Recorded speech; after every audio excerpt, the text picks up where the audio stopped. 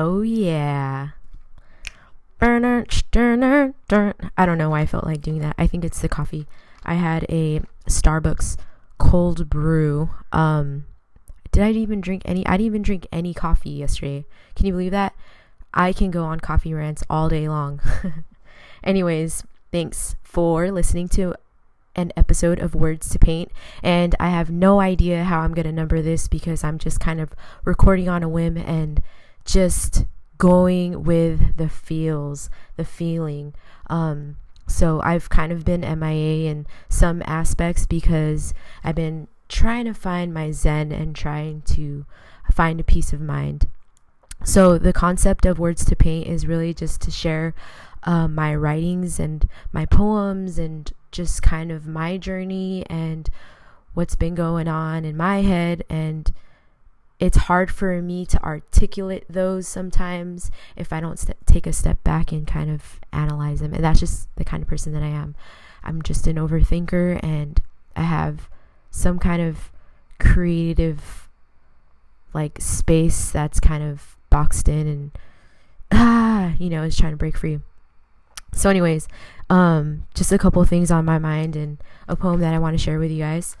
Okay, so first off, I'm going to read this poem called Dear God. I wrote this on October 4th. And man, see, I'm such an amateur right now. I am such an amateur. Okay. Accidentally cut the recording by clicking a keyboard. Anyways, so this one's called Dear God. I know you have a plan. In fact, it's already laid out. I often feel too weak, but it's your blessings that remind me not to doubt. Infinite blessings, more than I can count. Wonder how much I have to sacrifice and plan to realize I have the legs to be able to stand. I can't go in half-heartedly. Soon one day this pain will become a short memory, a moment in time, a foreign place. It'll all be fine. My soul is in a safe space, free to be, free to express, free to believe, and the less I'll compress. I trust you more than I trust myself. Grateful for right now. With your love, I free myself with perfect health. Whew, that was a lot to take in, right? Take it all in. That one was called Dear God. Okay, and I want to say that is one of my favorite poems right now because it was really a moment of freedom of expression and just kind of taking that moment and that moment right now to trust that God is going to handle everything, every stress, every worry. And when you feel that peace of mind in that moment, you just kind of like feel this weight lifted off your shoulders, right? You just kind of take a deep breath. Like, I think that's one of the things that I've been doing is trying to simplify my life. And I find that it's helping me make better decisions for my health and just being able to cut the stresses out and truly explore your spirituality and just what you are meant to do, just meant to do in life in general. Because it's not fun trying to put on a mask every day to do something that you don't really care to do, but you got to do what you got to do, right? So a little breakdown of the poem, Dear God. Okay, so I know you have a plan. In fact, it's already laid out, given, right? If God already has the plan for you, why bother trying to stress about what's going to happen next? You're going to go through your lows. You're going to go through it. The lows are going to be lows. They're going to be shitty. You're going to have to just fight through it and keep moving forward. Take that next step, whether it's just a little baby step, a hop, bunny hop it over there. You don't have to sprint, I think that's a thing. If you battle with anxiety, I know that I have a form of anxiety that I try to it's not going your way and you're just like a perfectionist and you're just like, you know, like you want to be at the finish line, but that's not how it works. And everything you do matters, whether it be the simple things in life. Did you get enough rest? Did you eat good? Did you exercise? Did you meditate? You know, like, I think a lot of people don't know how to do these things because they weren't educated on how to do so or realize how important it is. So that's kind of what I've been doing. And so the next part of the poem, I often feel too weak, but it's your blessings that remind me not to doubt. Infinite blessings, more than I can count. Count your blessings. I actually started a gratitude journal a long time ago, man. And I just kind of have, you know, I'm a little inconsistent with keeping up with it, but my goal was to write as often as I can, if I can, every day. I actually started in April 26, 2016. Yeah, man. So count your blessings, and the more you're able to do that, the more you won't stress about all the other things. Whew, and it's getting hot. It was like raining and pouring, and SoCal people were like, rain. I know, that's how I was feeling. But it's kind of nice to see rain. Sorry, I'm on a tangent. Back to the poem. You can tell when it's the coffee kicking in. All right, so back to the poem. Wonder how much I have to sacrifice and plan. I can't go in half-heartedly. Soon one day this pain will become a short memory. A moment in time, a foreign place, it'll all be fine. My soul is in a safe space. All right, so wonder how much I have to sacrifice and plan. Since I'm an overthinker, I always try to think a couple steps ahead. And I guess it's just kind of self-explanatory. You're going back to the things that you have to sacrifice in order to move forward, right?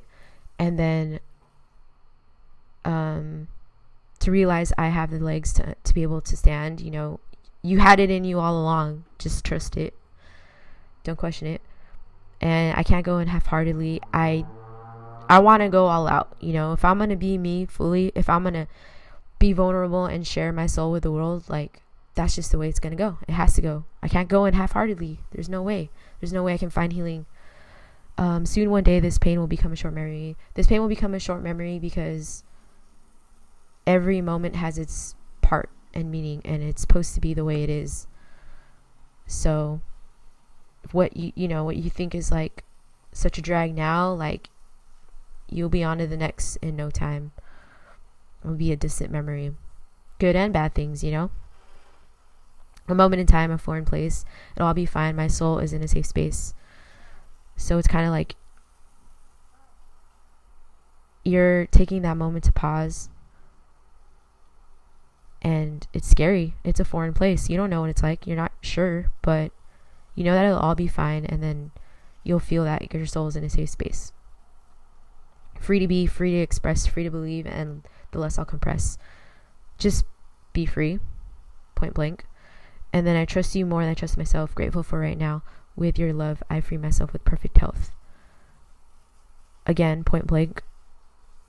Having faith means you're not going to question it. You're all in or all out. And then the interesting part of the last part was, I free myself with perfect health. Like, JP asked, why perfect health? And I said, because God made us as perfect as we are. We are what God made us, and we're God's gift. And He made us perfectly. There's a plan for all of us. So I hope you enjoyed that poem. That one was called Dear God. And I want to touch on a couple other things that has been going on a couple of days ago that I kind of wanted to put my little input and spiel on. Okay, so October 10th was World Mental Health Day. And what I think is really great about this day is it does shine light on the issue of people having lack of, self-care, and talking about mental health and knowing that it does exist and can be detrimental to many people, and that it's not a stigma, and that yes, depression can have a smile on its face. I mean, you can count the celebrity names that have passed away. Robin Williams, comedian, Anthony Bourdain, you know.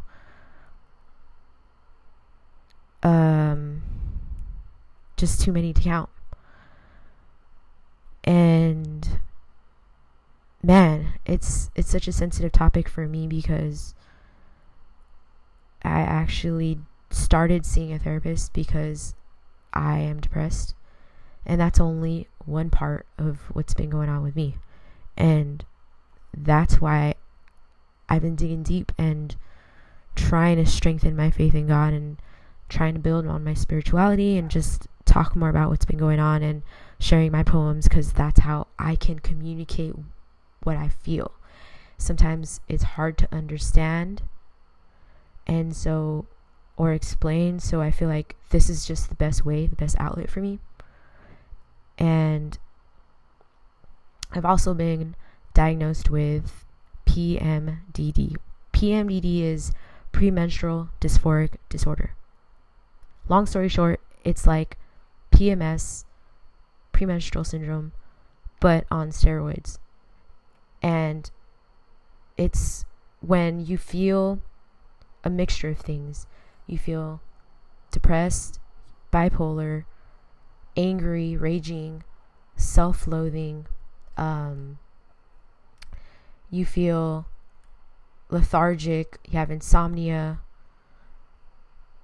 You have mood swings, tension, irritability, anxiety, fatigue, feeling out of control, and hot flashes, body pain, and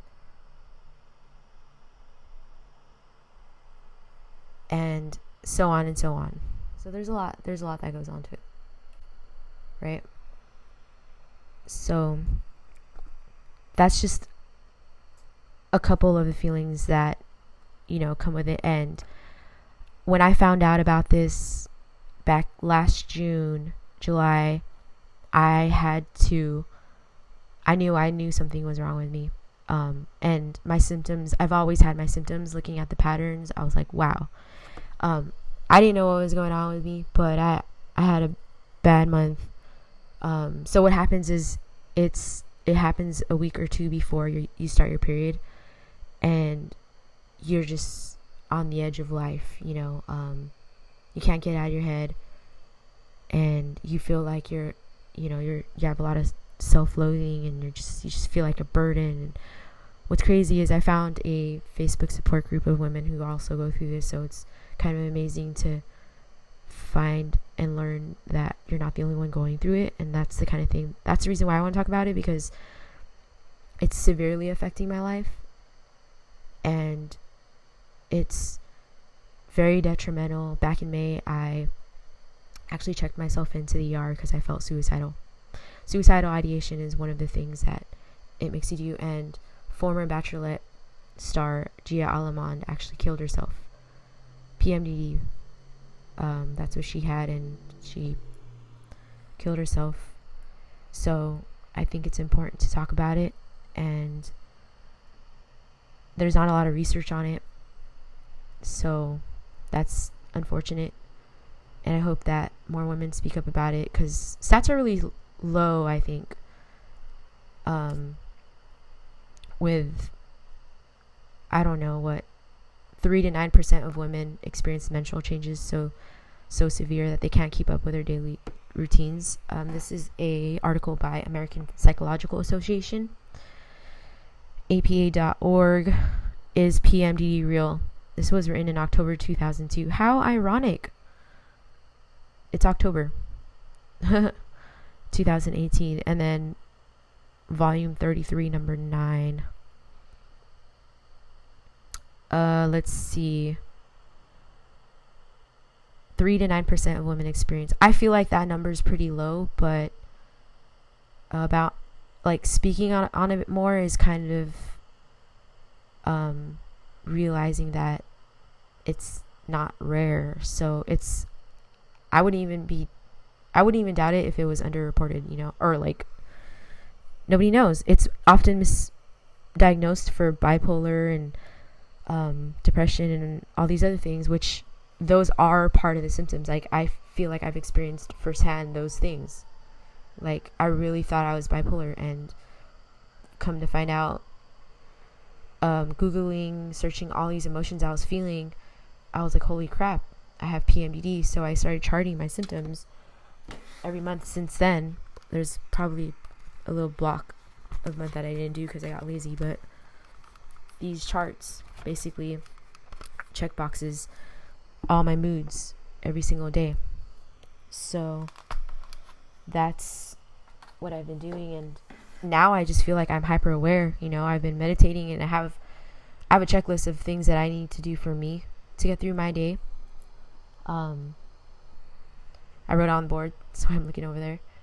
And yeah, man, that's how I feel about World Mental Health Day. So thank you, everybody, for sharing your thoughts on it. Oh, and back to that article, the APA. Here is what someone said. Quote, "It's a real biological condition for which women seek treatment and for which effective treatment is available." End quote, says Jean Endicott, PhD director of the Premenstrual Evaluation Unit at Columbia Presbyterian Medical Center. So, many health professionals say that PMDD does not exist, that it can be confused with other mental health disorders such as depression. Psychologists in this camp contend women shouldn't have to be diagnosed with a mental illness in order for others to believe that they are uncomfortable or unhappy to get help and support. So again, it's that whole stigma. Like, you can't invalidate my feelings and what I have, because it literally only happens a week or two before my period, and I have proof of over a year of charts that indicate the patterns of when I have heightened symptoms. And triggers are the ones that make those symptoms worse. Triggers are things that affect you negatively. For example, my number one, which for anybody, is stress. What kind of stress? For example, financial stress. I'm just like, right? It just, I gotta do this, do that. And then it, boom, like, your symptoms of irritability just, you're already on the edge and you feel out of control. So that is an example of a trigger. So that's what I have, you guys. That's what's been going on with me. I have PMDD, and it has been affecting my life so tremendously that it has led me to write more to help me find my peace of mind and share my experience,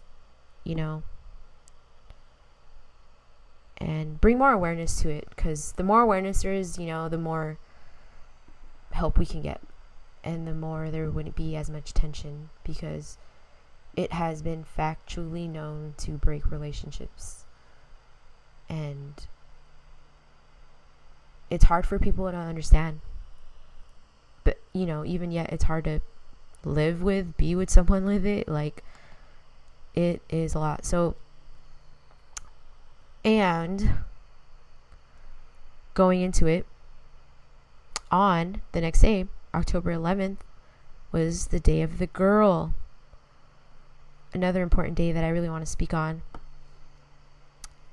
It is, quote, "Empowerment of and investment in girls are key in breaking the cycle of discrimination and violence, and in promoting and protecting the full and effective enjoyment of their human rights." End quote, United Nations resolution. So this is a day to help bring, women, girls' issues, and lives to light and lift up. Show leadership for girls to help make the world a better place. Because if you can do that, you can help them reach their full potential. This is crazy. I know you guys can't, I'm not sure if you can really see this, but as I talk more and more, the sunnier it's getting. So it's like getting a little warm. But anyways, so that's the day of the girl. Whew, that was a lot, I know. But I will end it with this. I hope to spread more awareness on the importance of talking about mental health, and share about how I've been coping with my depression and PMDD, Premenstrual Dysphoric Disorder, and sharing my writings will be an essential part of Words to Paint. And I will end it with a song of the week, or I don't know, I haven't decided if I want to do this weekly, but I think I should. Song of the week, today will be by Ericka Guitron. Shout out to my girl. She's touring with Jason Derulo right now in Europe. She's living her best life. So awesome. She's amazing. Very talented singer. Ericka Guitron, Mascara Tears. Her first song on her first EP, 1,000 Skins. Mascara Tears is what I picked because I believe it is empowering, and it's just embracing the fact, like, it's okay to cry. You're having a bad day, cry it out. You guys broke up, cry it out. You're going through something, it's healthy. I had a little good cry just a couple of moments ago. Just going through those emotions of PMDD, but it's all good. You gotta roll with the punches. Ride them mother effing waves. So with that said, hope you guys have a blessed day, and thank you so much for listening. Laters. Roll with the waves. So strong behind that wall, you tuck your heart away. It's better not to feel at all than go through all the pain. So you cut me out, shut me out, and act like you're not faced. But just like me, you're hurting now. Baby, it's no shame, and I'ma let it fall down. Mascara tears just fall